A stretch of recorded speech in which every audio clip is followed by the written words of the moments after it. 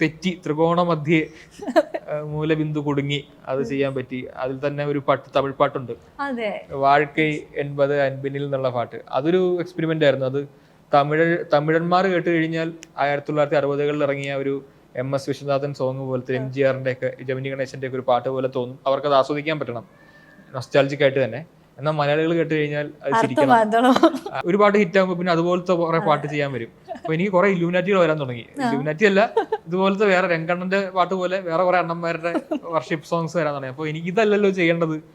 സുഷിൻ എനിക്ക് അന്നേ പറയും, ഇതുപോലത്തെ പാടിന് നീ ചെയ്യണ്ട, ഇത് ഇവിടെ കഴിഞ്ഞു. സുഷിൻ ആ ബോധം ഉണ്ടാവും. ഞാൻ ഈ വർഷം ശരിക്കും ഒരു എക്സ്പെരിമെന്റൽ ഫേസിലാണ്. ഞാൻ ജനുവരി മുതലേ ഞാൻ തീരുമാനിച്ചു, ചെയ്യുകയാണെങ്കിൽ ഇപ്പൊ കഴിഞ്ഞ കുറച്ച് വർഷങ്ങളിൽ ചെയ്യാത്ത എന്തെങ്കിലും ചെയ്യാം.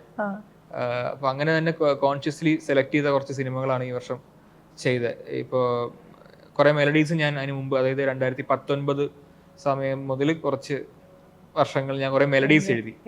ഇപ്പൊ അമ്പിളിയിലെയും ആരാധിക പോലത്തെ പാട്ടുകൾ, പവിഴമഴയെ പോലത്തെ, ജൂണിലെ പാട്ട്.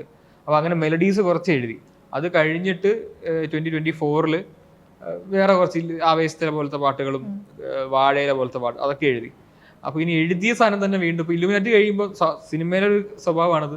ഒരു പാട്ട് ഹിറ്റ് ആകുമ്പോൾ പിന്നെ അതുപോലത്തെ കുറെ പാട്ട് ചെയ്യാൻ വരും. അപ്പൊ എനിക്ക് കുറെ ഇലൂമിനാറ്റികൾ വരാൻ തുടങ്ങി. ഇലൂമിനാറ്റി അല്ല, ഇതുപോലത്തെ വേറെ രംഗണ്ണന്റെ പാട്ട് പോലെ വേറെ കുറെ അണ്ണന്മാരുടെ വർഷിപ്പ് സോങ്സ് വരാൻ തുടങ്ങി. അപ്പൊ എനിക്ക് ഇതല്ലല്ലോ ചെയ്യേണ്ടത്. സുഷിൻ എനിക്ക് അന്നേ പറയും, ഇതുപോലത്തെ പാടിന് നീ ചെയ്യണ്ട, ഇത് ഇവിടെ കഴിഞ്ഞു. സുഷിൻ ആ ബോധമുണ്ട്. അപ്പൊ അങ്ങനെ കുറെ ഞാൻ വേണ്ട വെച്ചിട്ട് വേറെ എന്തെങ്കിലും പുതുതായിട്ട് ചെയ്യാം. അപ്പോഴാണ് പൈങ്കിളി വരുന്നത്.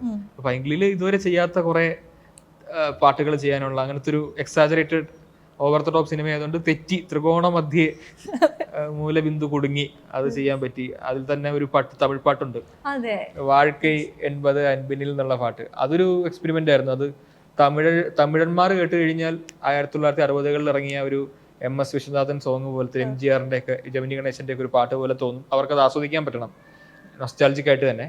എന്നാൽ മലയാളികൾ കേട്ട് കഴിഞ്ഞാൽ അത് ചിരിക്കണം എന്ന് പറഞ്ഞൊരു എക്സ്പെരിമെന്റ് ഇതുവരെ ആരും ചെയ്തിട്ടില്ലെന്ന് തോന്നി. അങ്ങനത്തെ കാര്യങ്ങള്. അതുപോലെ തന്നെ ഇപ്പൊ വ്യസന സമേതം ബന്ധുമിത്രാദികളുടെ പാട്ട്, അത് ഈ പറഞ്ഞ അൽവാക്കണ്ണാളെ എന്നൊക്കെ പറഞ്ഞു. ഇതൊക്കെ സത്യം പറഞ്ഞാൽ ഞാൻ ഇത് കേട്ട് കഴിഞ്ഞാൽ ഞാൻ എഴുതിയെന്ന് ആരും പറയരുത് എന്നുള്ള ഒറ്റ ഇതിലാണ് ഞാൻ അതൊക്കെ എഴുതിയത്. എന്തൊക്കെ അപ്പൊ പ്രേ വരുന്നു. അപ്പൊ അത് വേറെ രീതിയിലുള്ള എക്സ്പെരിമെന്റേഷൻ. ഓണം മൂഡ് വരുന്നു. അപ്പൊ അങ്ങനെയുള്ളൊരു വർഷമാണ്. ഇനിയും ഇപ്പൊ ലോകയിൽ ഒരു ട്രാക്ക് ഉണ്ട്, ഇറങ്ങിയിട്ടില്ല. അതും ഇങ്ങനെ പലതരം ഭ്രാന്ത് പിടിച്ച എഴുത്തുകളുടെ ഒരു വർഷം. ഈ വർഷം ഇങ്ങനെ പോട്ടെ എന്ന് തീരുമാനിച്ചു.